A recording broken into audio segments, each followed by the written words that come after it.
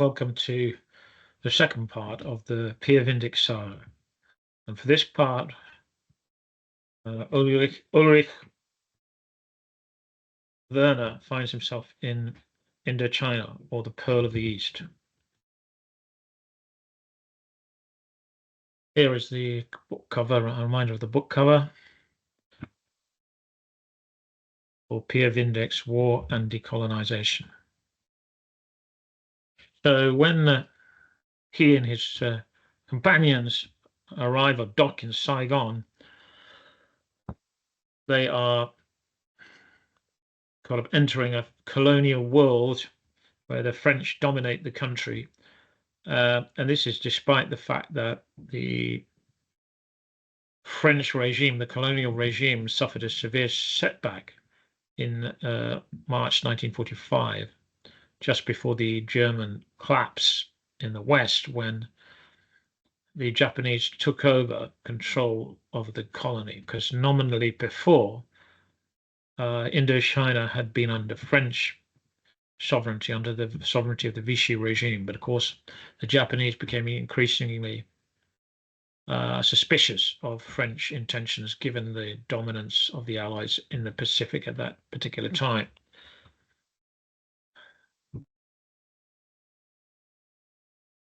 So we go back a bit about the history of French involvement in Indochina. Initially, it began with the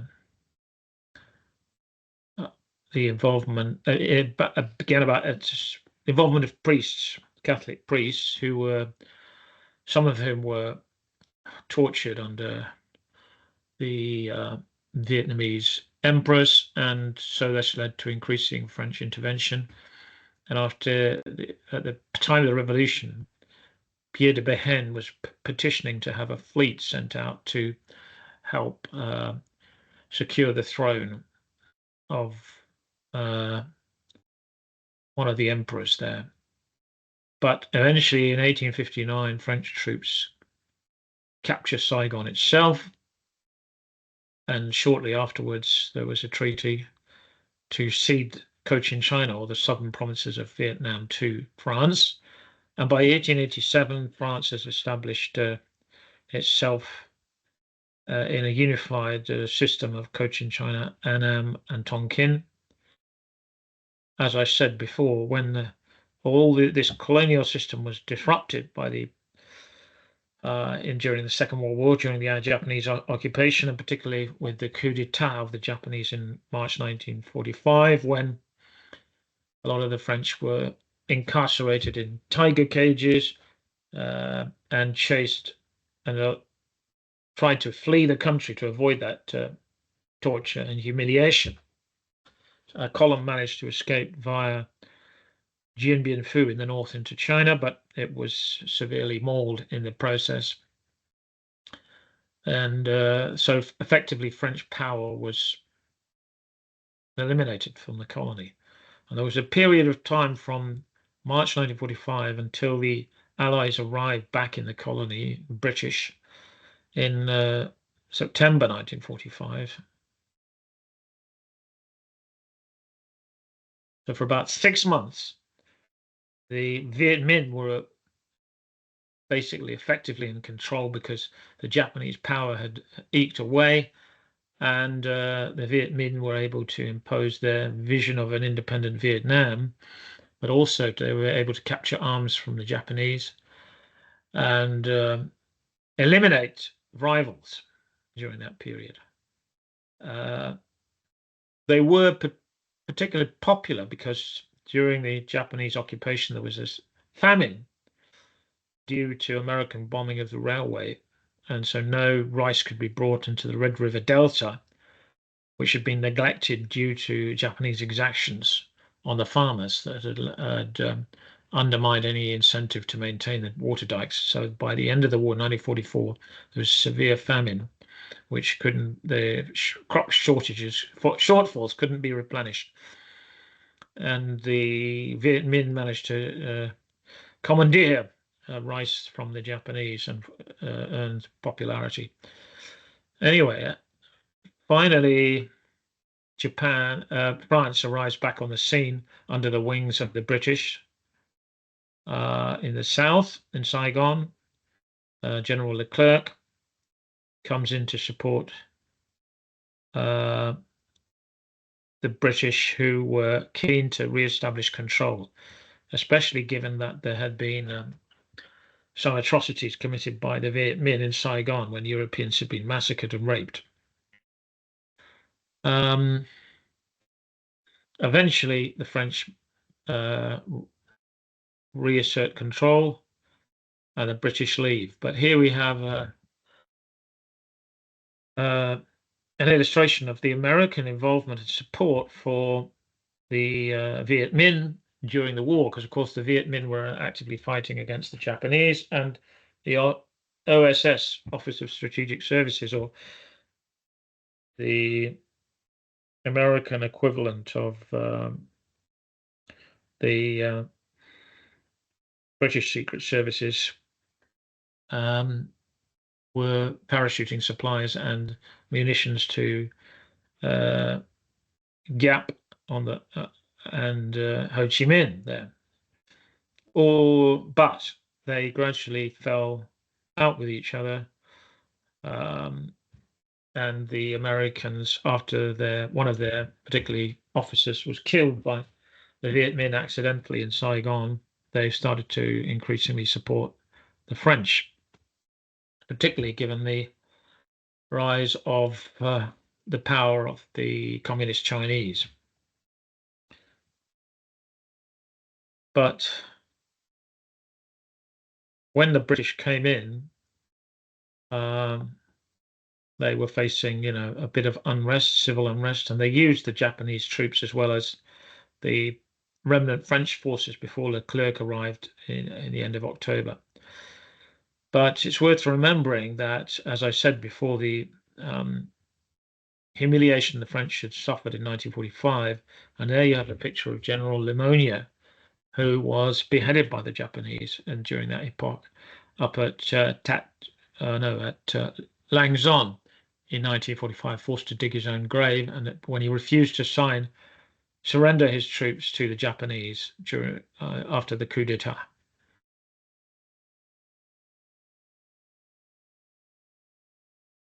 Well, the French get back in power, basically, and the expatriates enjoy a relatively prosperous lifestyle.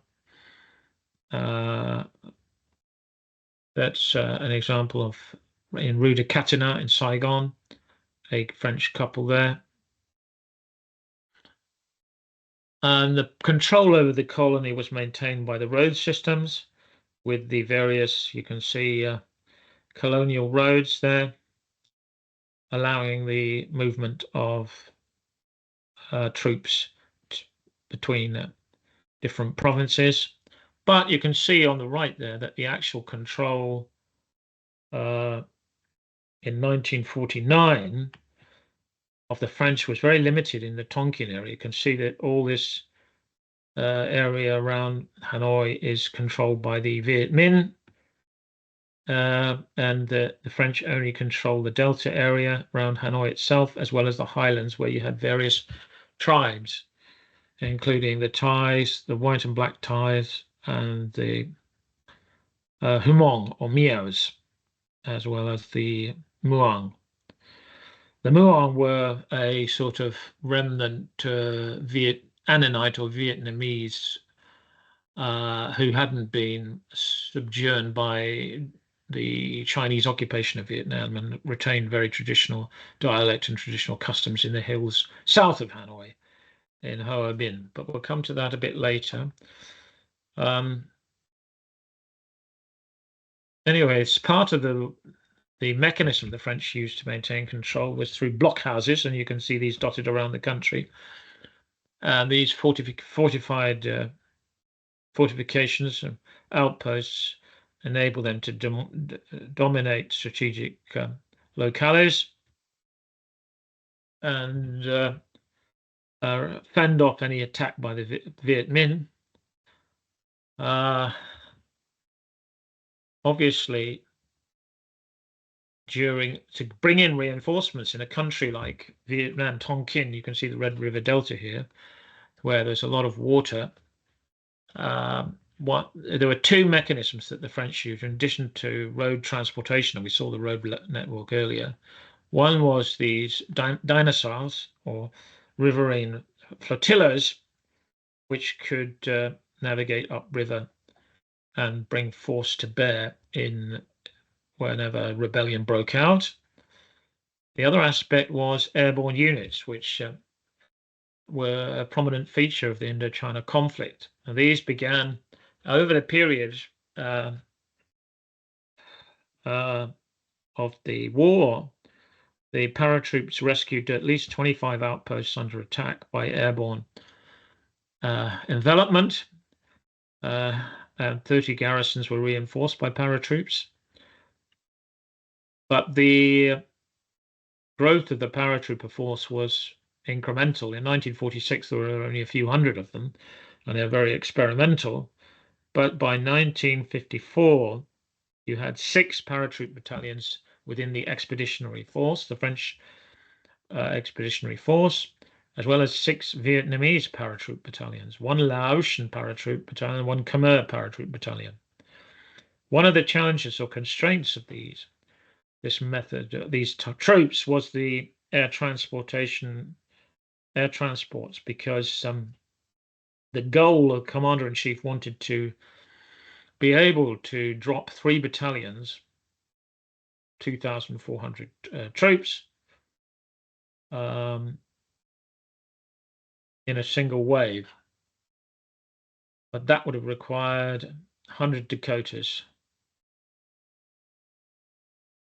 And the French at that time only had 50 Dakotas, the American air transport, and as well as 22 Ju-52s. They may have had also some American boxcars, Fairchild boxcars, which had a bigger capacity than the Dakotas. But in any event, the aerial logistical system was kind of limited, and that was to play a crucial role in the final conflagration of the conflict at Dien Bien Phu. The limitations of the aero logistical system to resupply the entrenched camp at Dien Bien Phu. Paratroopers included the 2 Legion paratrooper battalions, the 1st and 2nd BEP, Bataillon Étranger de Parachutistes, who were armed.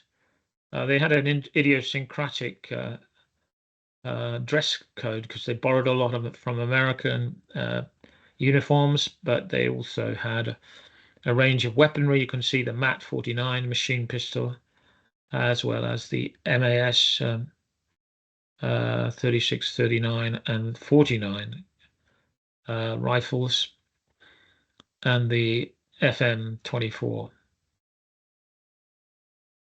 You can see from this diagram by Bromley et al. In 2015 the extent of airborne operations, with some of which have been more corroborated from various sources, triangulation of their locales, but others where at the bottom where there's a bit more uncertainty, you can see the discrepancy between the various this historical Gazzetta and various other sources. So some doubt about their precise location and timing. But it's clear that the paratroopers were used throughout the country to snuff out outbreaks of rebellion and to compensate for the lack of control throughout the countryside. But Ho Chi Minh on the left and General Giap on the right were very determined foes. Ho Chi Minh had spent many years as a sailor, navigating as far as the United States, London, and he ended up in Paris, where he petitioned for Vietnamese independence. Then he fled to the Soviet Union, where he was educated in the communist system, and then he went to China, and afterwards slipped over the border into Vietnam. But a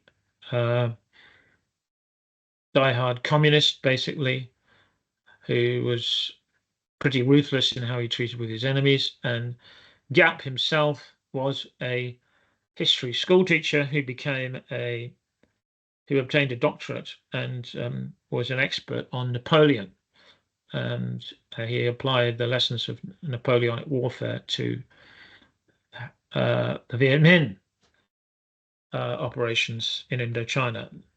So the French were dealing with implacable enemies who were determined to usurp control and were reluctant to compromise.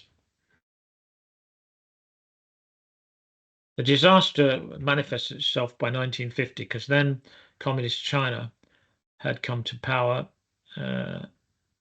Mao was in power, so the Viet Minh had camps across the frontier in Chinese territory and were equipped by the Chinese who'd captured American guns from the nationalists, Chiang Kai-shek, by that point.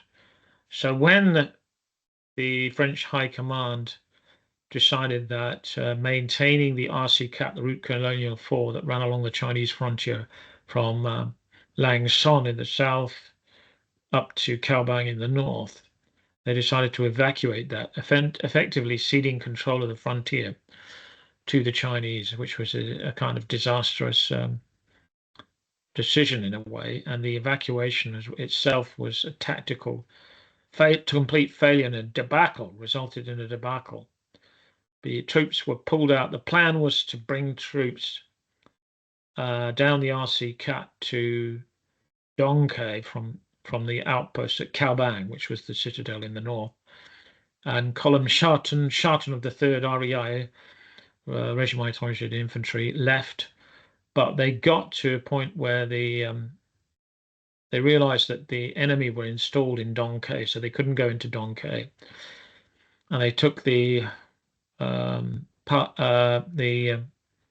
track there to try to circumvent Dong Khe through the jungle. Now, in the meantime, French paratroops had been dropped on Tat Khe to reinforce the output then, and Moroccan troops, that was the Premier Battalion Étranger de Parachutists, which is where this story begins with Ulrich boarding that plane and giving his reflections on that journey up to Tat Khe. But after that, then some Moroccans came from Lang Son to reinforce a column that went up. Groupement Bayard that went up from Tat Khe to get to Dong Khe and stopped just at Na Pa, but didn't actually seize Dong Khe because they realized it was in enemy hands.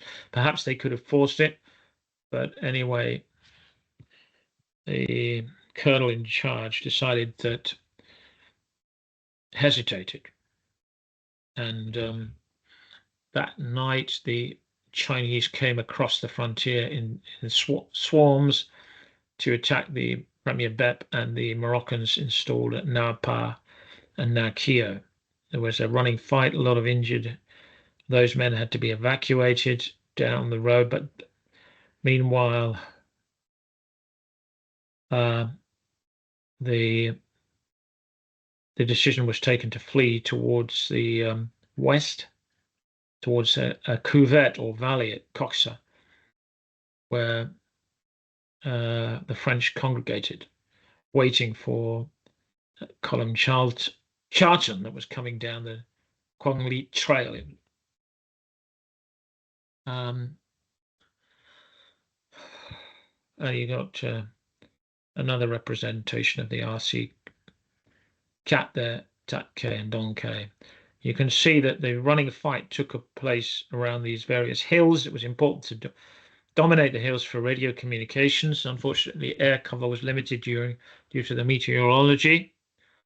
And in the end, the BAP, here we have a representation of the sort of conditions of fighting in the jungle. Another map of the conflict there. Lepage, Groupement Lepage, Colonel Laplage, who had brought them into the troops into the Coxer cuvette, ordered the BEP to break out of the cuvette. Here we have Charton, column Charton coming down, and obviously the movement of the Viet Minh from all over, surrounding the French here and totally outnumbering them. And there you can see the Coxer cuvette where they were concentrated, fleeing from Napa and Na Kio after the assault with the Vietnamese coming over in waves from China there, as well as investing from the south.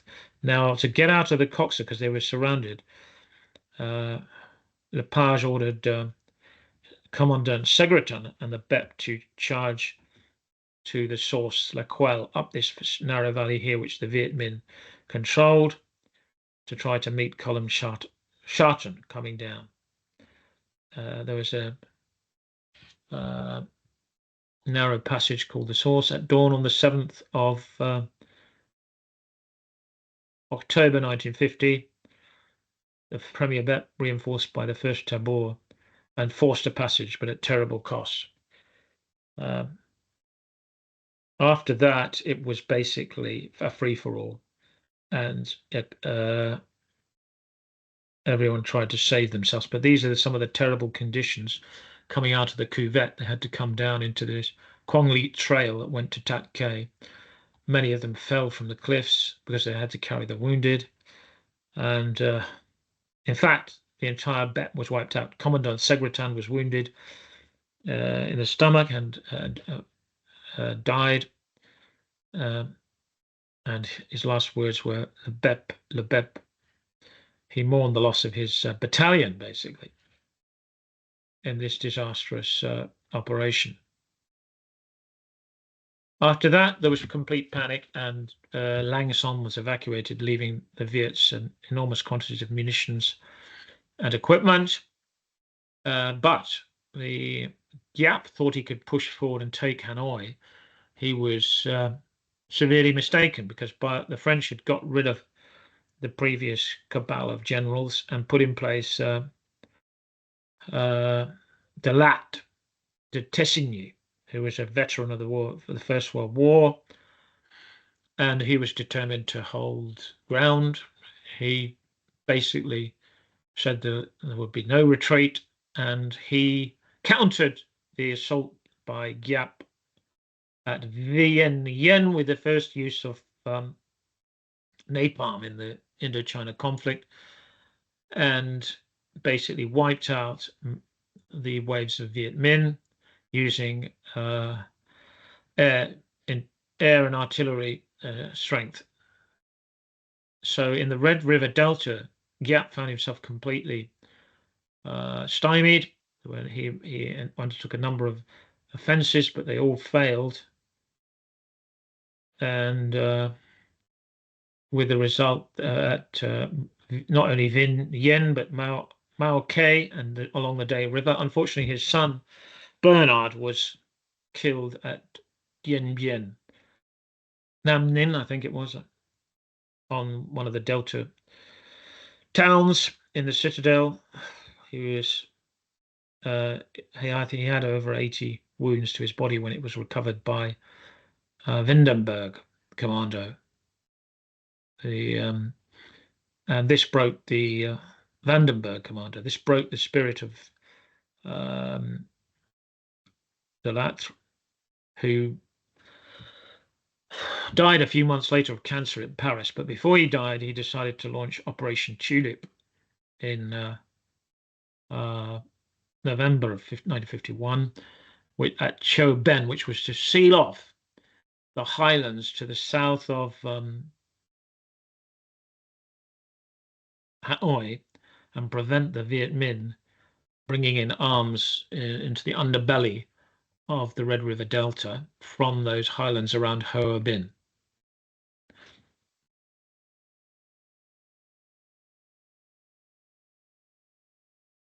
Now,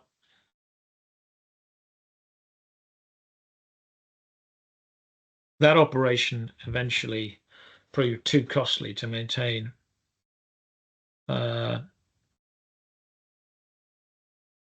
order.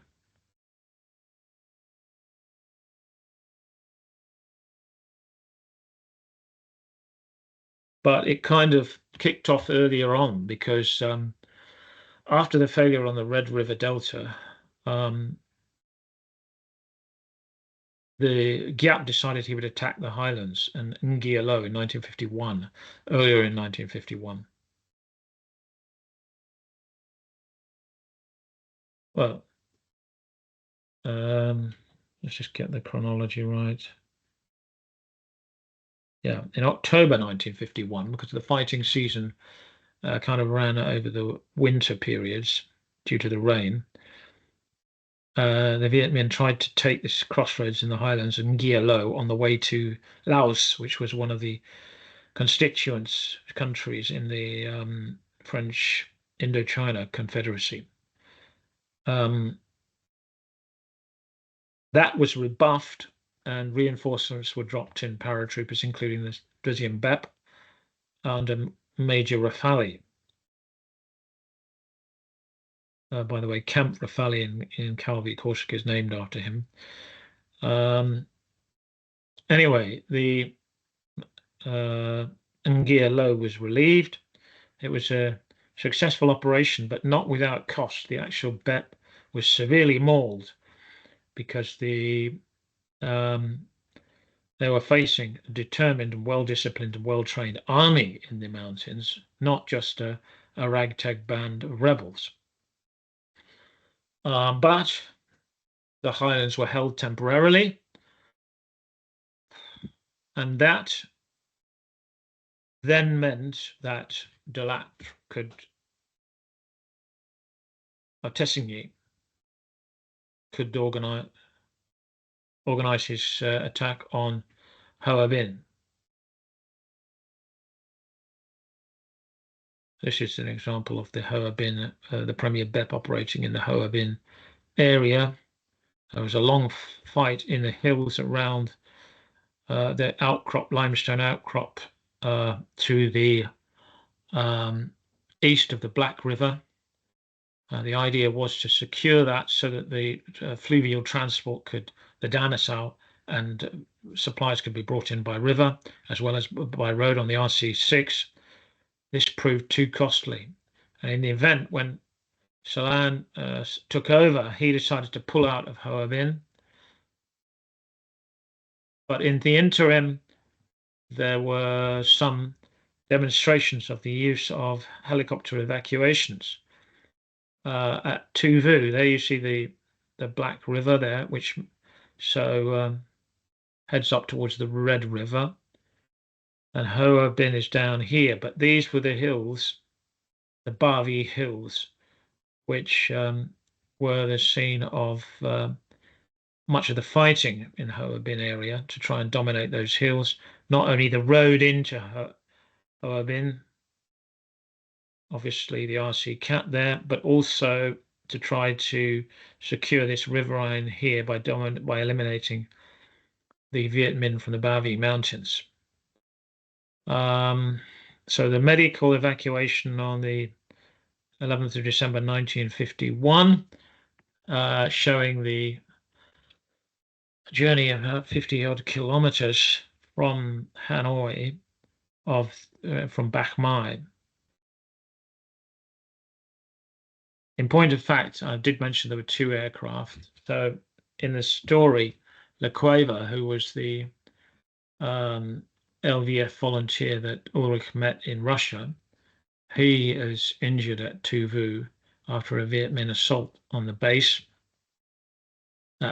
and the only way to get him out in time is to helicopter him out, medevac by helicopter. But the only helicopters in Vietnam at the time were in Saigon, so they had to be flown up in a crate, assembled in Hanoi, and then in the driving rain, the helicopter was flown out to Tu Vu.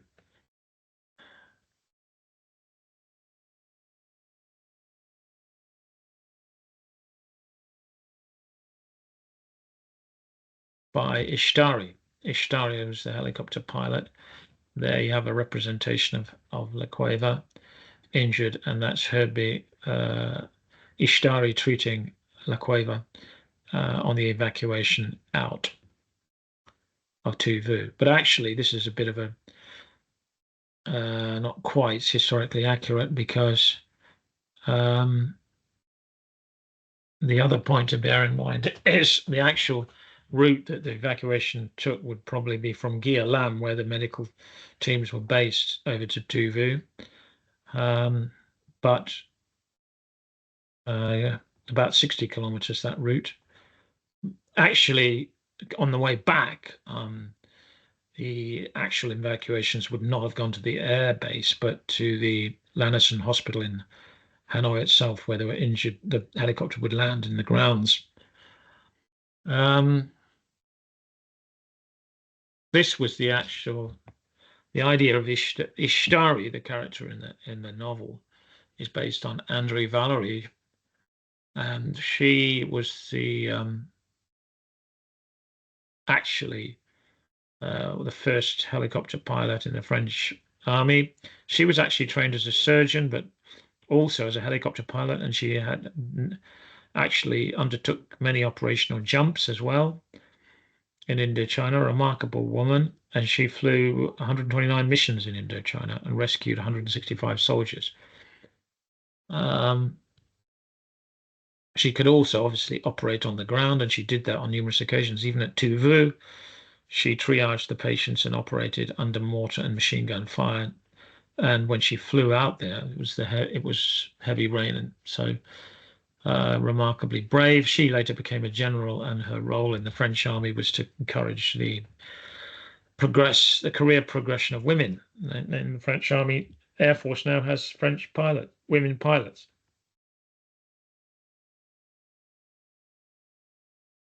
Now, the following year, in essence, it was a kind of stalemate there, because you can see Hanoi and Hoa Binh there to the south, which the French didn't manage to hold, so they pulled back from there. But again, the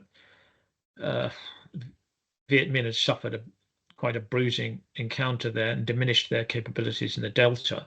So it was a kind of stalemate. But then again, Giap attacked again the following year, and the French tried to counter that by pushing into the area around Chuang Quang, which on the Clear River, the Rivière Claire. The point being to disrupt the Viet Minh supply depots and lair there. That was a failure, that operation. But on the 17th of October 1952, the French outpost in Nguyen was again attacked and fell. Now, Bijard, with his 6th Battalion Parachutistes Coloniaux, tried to evacuate the survivors, and was himself hard-pressed to do that, to get them over the Black River to bases in the hill country around Nha San. In the interim, Operation Lorraine committed 30,000 troops, but overextended its supply lines. So here we have the De Latre line, the Red River Delta line, protective line, and the French air base at Gia-Lam, the De Latre line, and the push up north to Phu Duan towards Chuang Quang used airborne operations, as well as columns and dinosaur troops, as well as mobile columns of armored columns and dinosaur or riverine transportation. But it didn't detract Giap from Nha San. He had I think 3 or 4 regiments around Nha San. He didn't pull any of those back to defend his back Can area. So the French found themselves overextended, and they were ambushed and Salan really had to get out. It was too costly and difficult to keep his troops resupplied, and that the plan to distract the Viet Minh and to pull them out of Nha San in the highland from around Narsan and the route to Laos had failed. These were the conditions of the Lorraine columns as they advanced through dense bush, struggled to advance, and were vulnerable to ambush. And another representation of the situation here, where we have the Delattre line, which was held by the French, and the push up the Clear River towards Tuan Quang. Up there, with the airborne operations here in this area beyond the Clear River. And don't forget, the Vietnamese were using Tuan Quang and then Yen Bay to supply their forces in Ngia Lo, which they'd just taken, on the route towards Laos, really. But as I mentioned, Salan pulled his troops back. They were ambushed here. And so the attempt to dominate, extend French domination had failed, really. And the French had to concede the high country to the Viet Minh. Here is another representation of that particular campaign. You can see the French airborne columns used here to in Operation Lorraine, and the attempt to push out of the Delattre line up north. At the same time, the French Bijard had retreated from Ngia Lo across the Black River, Rivière Noire, towards the airhead at Narsan, which had an airport and was in the hands of Highland montagnards, really, who were allied to the French because they didn't really trust the Annamites or the Vietnamese. And that's Lai Cao and Dien Bien Phu that would become important later in this story, and Muang Koa, which is on the way to Laos. Sam Noya was also a target of Vietnamese assault after the failure of their offensive at Nha San, because the French managed to hold them at Nha San and defeated attempts to overrun the entrenched camp there. And the Vietnamese were snubbed in their attempt to take Laos because their columns ran out of supplies, and the French could airlift troops down to Luang Prabang and to the plain of Jars down here in the south of Laos. So Laos was maintained by aerial resupply. However, the French got overconfident with that approach to use the aerial logistical system at Nha San. They were okay at Nha San because the French wouldn't allow the Vietnamese to dominate the hills overlooking the entrenched camp. And also, the distance from the air bases in Hanoi was not too far. The French in 1953 kind of then had to consolidate their position in the Red River Delta, as well as they launched another successful airborne operation against Lang Son, involving the cesium BCP, Bijard's paratroopers, as well as the deuxième BEP, as to recover the inserted troops. I think the Wheatium, the 8th Colonial Paratroopers Regiment, was also involved, if memory serves. But the French managed to hit Lang Son, which had long been in Viet Minh control since 1950, and blow up ammunition. Of course, this was really more of a publicity stunt more than anything else, because the munitions destroyed were paltry compared to ones that had been seeded in the 1950s, when Lang Son had been hastily abandoned after the disaster of on the 4th colonial route. By the end of that 53, 28th of May, the new general was sent, and it's worth noting that the French had over the period of the war, the 8-year period of the war, they had many, many different commanders, unlike the Viet Minh, who maintained Giap and Ho Chi Minh as their heads. So there was consistency within Viet Minh, and the French were continuously changing. So Salan was replaced by Navarre. Navarre knew nothing about Indochina. In fact, they'd given him the job because exactly for that reason, that he would come with a fresh pair of eyes. Here is him meeting Salan, the old hand of Indochina, who'd been there for decades and knew everything about it, but was said to be an opium addict.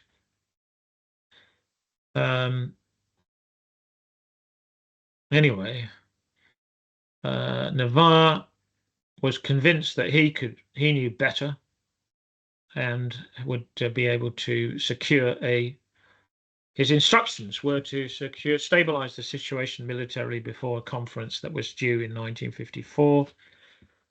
But he, having crisscrossed the country and talked to a lot of people, decided to resurrect a plan by Cogni. Cogni was an old Indochina hand as well, who was crippled after being incarcerated in Bergen-Belsen, or one of the Nazi camps. He was an ex-rugby player and he was a very different character from Navarre, who was called the Cat. Cogni was called the he was more of a extravagant sort of showy type character, would drive around with a cavalcade of a motorcade with sirens claxing, and so those two had a clash of personalities. But Navarre decided to resurrect a plan Cogni had come up with to dominate the highlands at Dien Bien Phu, insert a base there to interdict the Viet Minh from any envelopment of Laos again.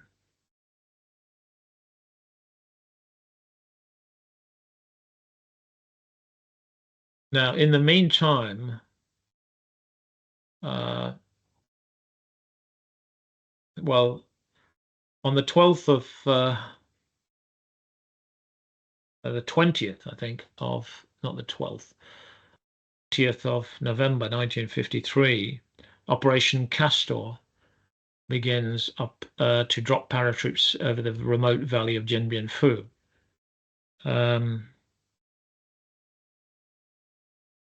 That succeeded initially in securing it, but at the same time, there was in 1954 unrest in the highlands. The problem was that Navarre faced the Viet Minh were giving him the runaround. There were lots of eruptions, attacks going on, incidents all over the country, and Navarre was hard pressed with his paratroops to put down all these outbreaks. But essentially, what Giap was doing was distracting him while he reinforced artillery around Dien Bien Phu.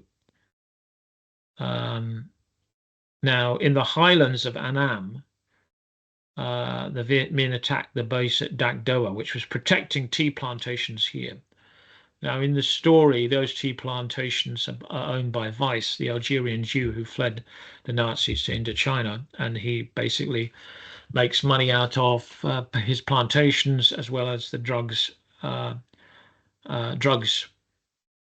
heroin basically from the highlands. Now, on the 17th of February 1954, the French attacked Dak Doa. Mortars hit the French command posts, ignite jerry cans of petrol. The generators hit, the searchlights go down, and the wave of infantry attacks continue throughout the night until the post is overwhelmed. Meanwhile, Circe, who's Weiss's daughter, is on the estate, and Ulrich and his friend Mesrag, the Arabic legionary, are sent out to protect the Highland estates, and they evacuate. Well, Weiss leaves early, and Circe is evacuated to Saigon with Ulrich. But Ulrich is embroiled in the Dien Bien Phu operation. There you see the aerial logistical system trying to supply it, put at full stretch from various air bases, from Haiphong and from Hanoi, but it's about 296, if not 300-kilometer flight there. So a long way.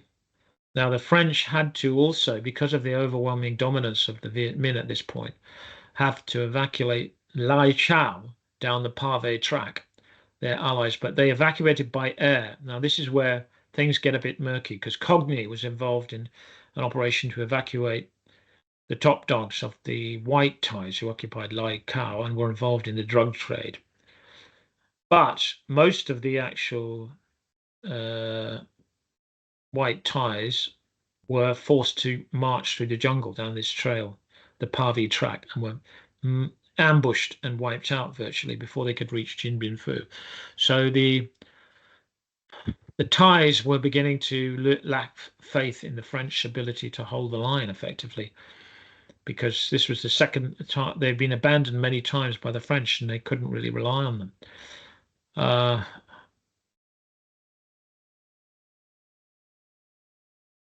So, as I said, Operation Castor takes place on the 20th of November 1953. It kicks off, landing on the remote Muang Thanh Valley, 296 kilometers from Hanoi. On the operation's first day, 3 waves of Douglas C-47 Dakotas dropped 2,600 paratroopers.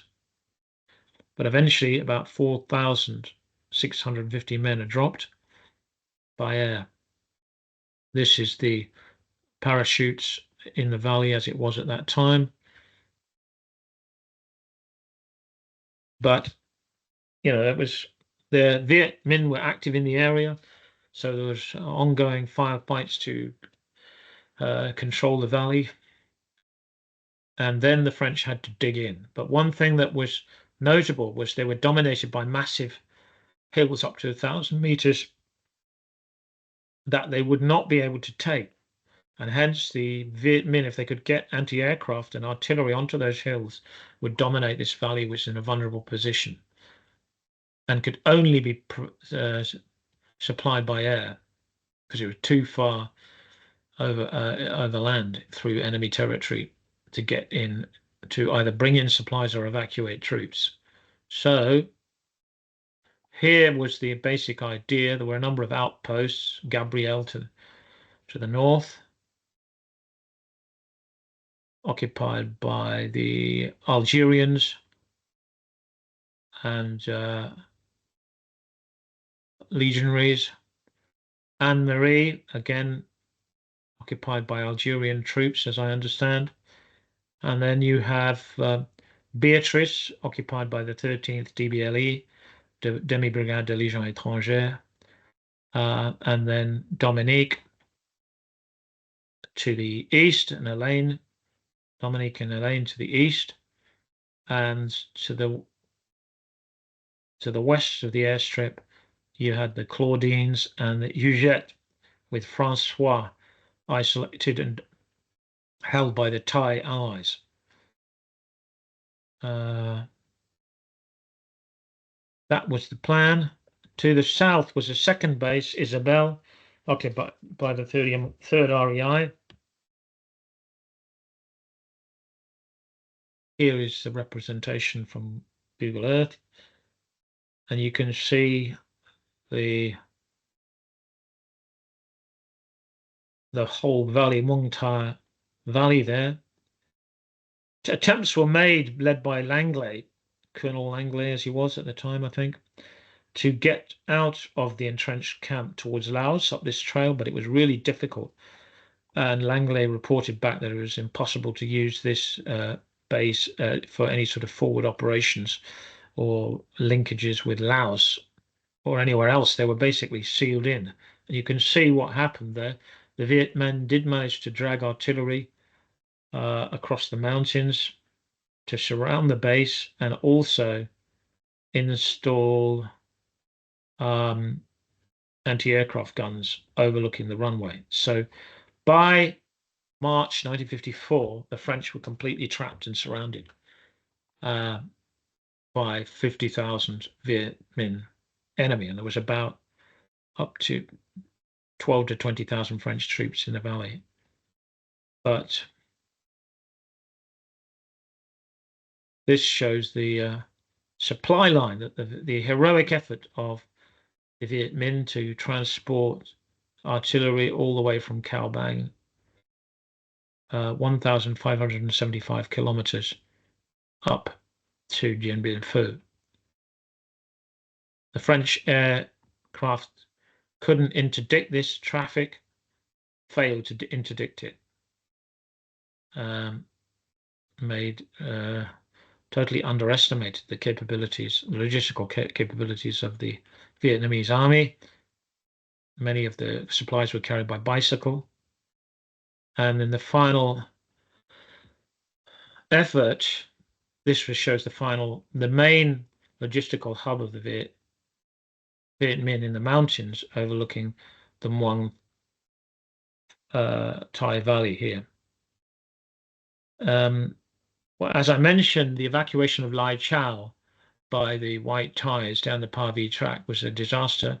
Troops were sent out by Operation Pollux on the 10th of December 1953. The Premier Bep and the 5th Vietnamese Paratrooper Battalion, as I understand, were sent out, as well as the 8e Battalion Parachutiste Coloniaux, head north to cover the retreat of the Thais.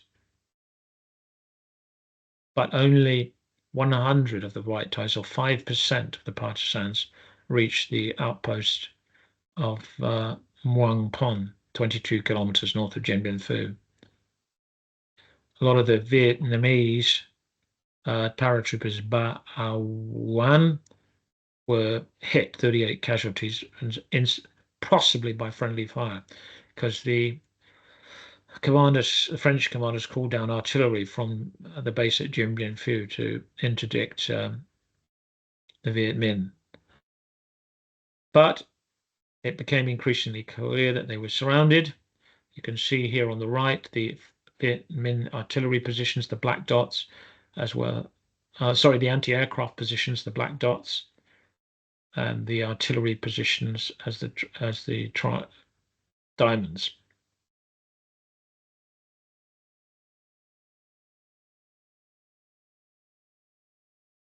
Here we have again a representation of the situation. On the 13th of March 1954, the Viet Minh attacked with a massive barrage against Beatrice, held by the 13th Demi Brigade, which after all night barrage is overwhelmed. Only a few survivors escape, and obviously the other outposts are now vulnerable. Attempts by the French to dominate the hills proved very costly, for limited success to eliminate the artillery from the hills. Reinforcements were dropped in, including the 6th BCP, who had initially jumped on during Operation Castor in November of 53. They were called on again, 450 men, including some 200 Vietnamese. They jumped for a second time on the 16th of March. And they were basically going into absolute hellhole. When they landed, as a little example, Master Corporal Hamel lies on his back, riddled with shrapnel and clutching the bloody stump of his left hand, which has been blown off. With his right hand, he picks up his bloody stump, braces against the knees, and retrieves his wedding ring and watch. In a terrible rage, he now throws the useless limb away and faints. Actually, Hamel had been featured in public relations to promote the war with the French public. But that was his fate, really, to be maimed for life.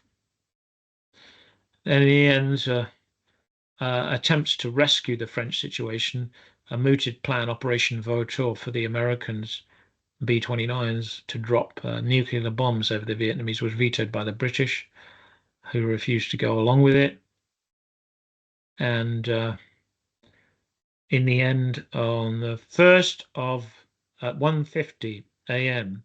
on the 8th of May 1954, Isabel transmits its final message to an overflying Botscar aircrew.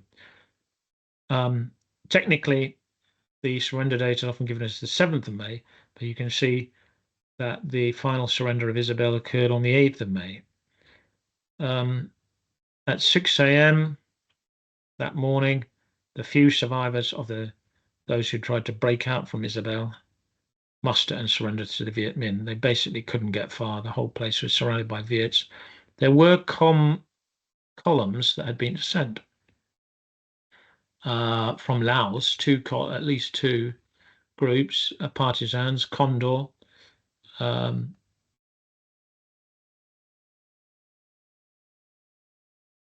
which involved 3,000 partisans under Goddard. They were about 30 or 40 kilometers west of Dien Bien Phu, and Stassi with his miaos or Hmongs were even closer apparently. But it was all to no avail because there was too little too late effectively. And they were ordered to pull back.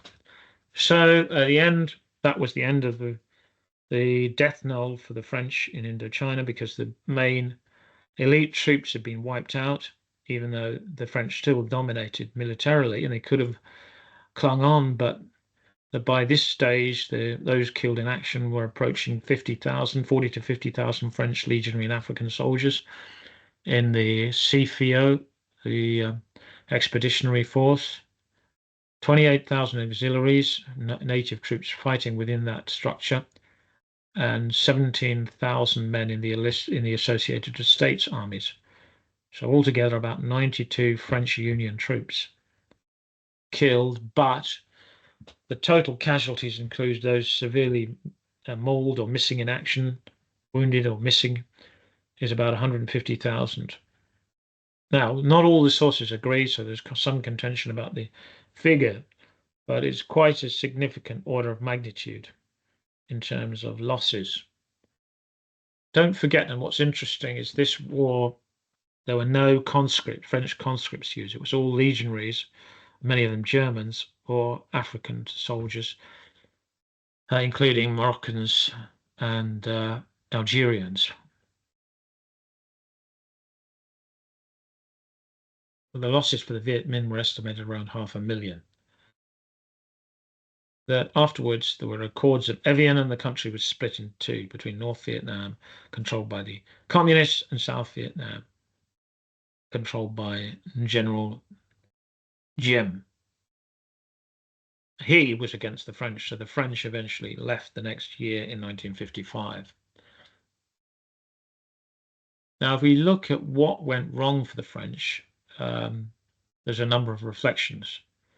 First of all, from the political point of view, the overall political administration was conservative, was not orientated towards the future evolution of the country and releasing the pressures on the Vietnamese and allowing them to succeed in their own country.